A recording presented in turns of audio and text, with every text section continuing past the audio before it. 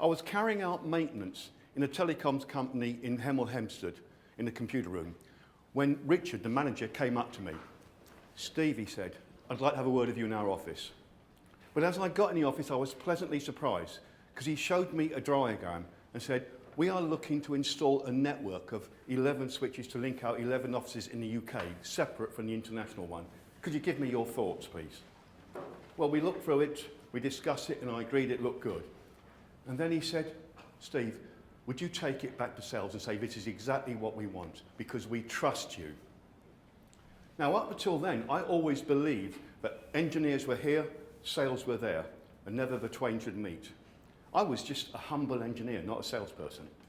But that was a light bulb moment for me when I realised there's no such thing as just being an engineer. Everybody is in sales, everybody's in service, and everybody contributes to profit. That resulted in a £250,000 contract for the company. Now, I believe there are three types of people in an organisation, because you have the ambassadors who drive the business forward. You have the saboteurs who destroy the business, they undermine it, and you have the neutrals who just do their job. This is John. John, as you can see, worked for Travelodge Brighton, or at least he did 4 years ago before the pandemic. Now, I was working in Brighton that day, arrived at the hotel in the evening, hot, tired and flustered. And as I was carrying all my stuff out the car park and struggling, he came rushing out and he greeted me with such energy and enthusiasm, took the case and said, welcome back, Mr. Kaczyk. Now, two things stood out for me. First of all, he'd taken the trouble to see who was coming. He knew who his employees were, who his guests were, and he worked out who I was. But secondly, I had never stayed in Travelodge Brighton before. I had stayed in other Travelodges. He had taken the trouble to look at the details of my history with Travelodge. Now, you may expect that sort of thing from the Ritz or five-star hotels. I didn't necessarily expect it from a Travelodge. He went on to tell me the best places to go for a meal, whether it be a walk or a drive, what else was on. He was so enthusiastic. John was an ambassador. Now, ambassadors are enthusiastic.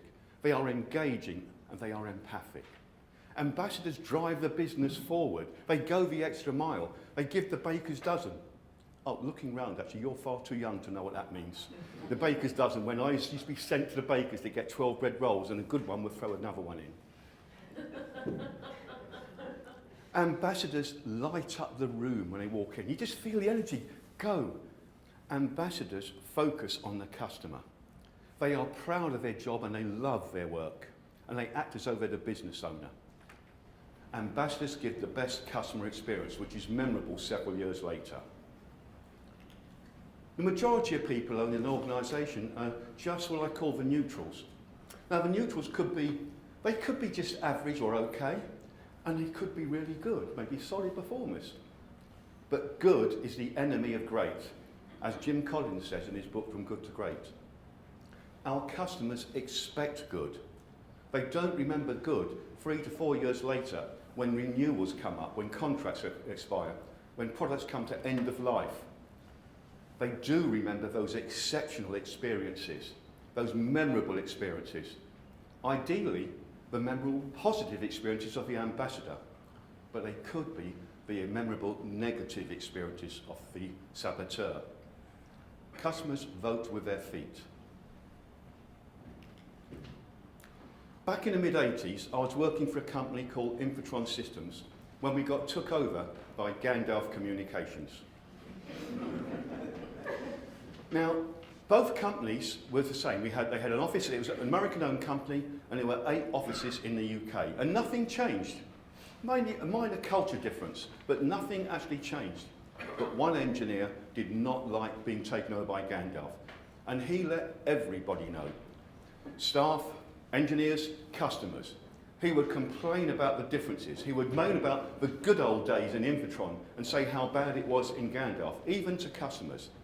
He really complained when they put the Gandalf badge on what he considered were Infotron equipments. He just did not let go and accept what was still the same basic company. He was a poison in the atmosphere, and we used to go out of our way to avoid him.